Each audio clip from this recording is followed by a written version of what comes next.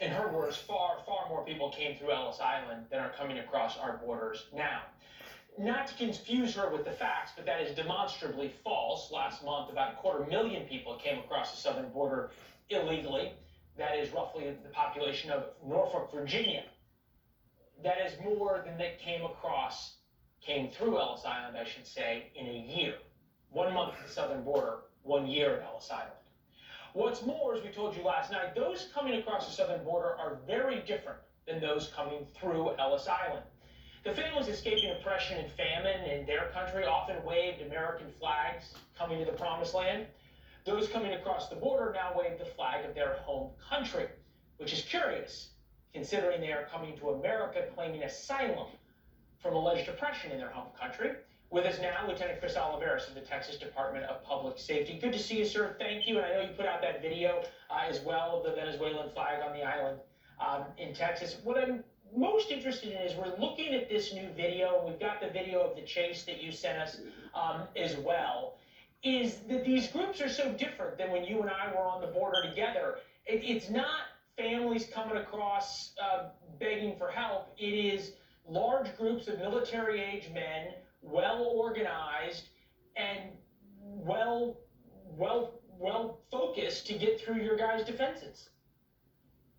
Well, you're absolutely correct. Now it's a different time now. Of course, when you came down on the border, we saw majority of families. We did see some single adults that were trying to evade capture, or they would voluntarily turn themselves into border patrol. But right now, especially in Eagle Pass, just in the most recent week, we saw probably one of the largest influxes of illegal immigration between ports of entry.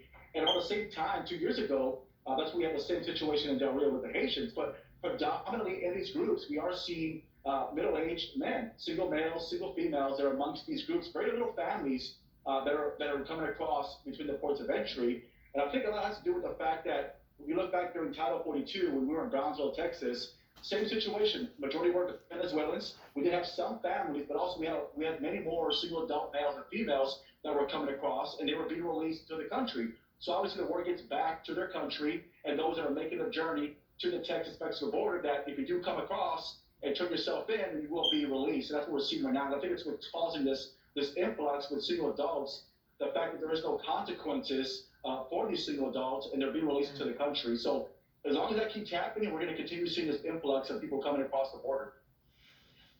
And I'm correct in saying that the more who come across, the harder it is to detain them and send them back. It sort of becomes a self-fulfilling prophecy. Latest Southwest border encounters: Sunday, nearly 11,000, Monday, 9,000, Tuesday, 11,000.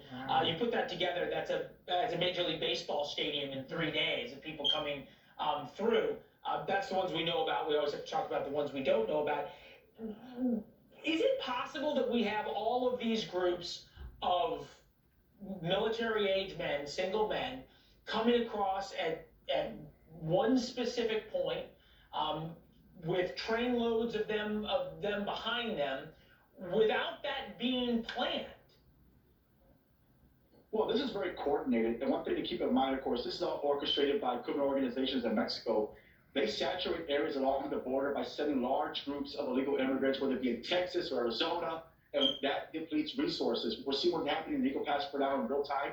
Border Patrol agents are being pulled from the line to process this large influx of illegal immigrants. And with that, you have other gaps that are exposed along the border. We've talked about this many times, even when you first came down, how that's always been a concern, especially when we talked about threats to public safety and national security. But even more so now that you have these large number of people that are coming across daily across the border, and there's not enough resources to patrol those areas along the river, or even areas that are not being checkpoints as well, or even highways that are used for human smuggling. That's what we're trying to do right now with our state troopers, is focus on those areas where we see criminal activity while Border Patrol is processing these individuals, because that's where the real threats lie. You see in that video, we see an increase in human smuggling because, of course, organizations take full advantage of that. They exploit that. They use that to their advantage when they can tie up resources and then bring across criminals, and, of course, increase smuggling or drugs or even fentanyl that's coming across while no one's patrolling those areas. Yeah, and also the large group of Chinese as well that we've been hearing that have come across. Some with ties back to the Communist Party there, some with the People's Liberation Army, other with Chinese intelligence that I know you guys have intercepted. Lieutenant, good to see you, sir. Thank you as always.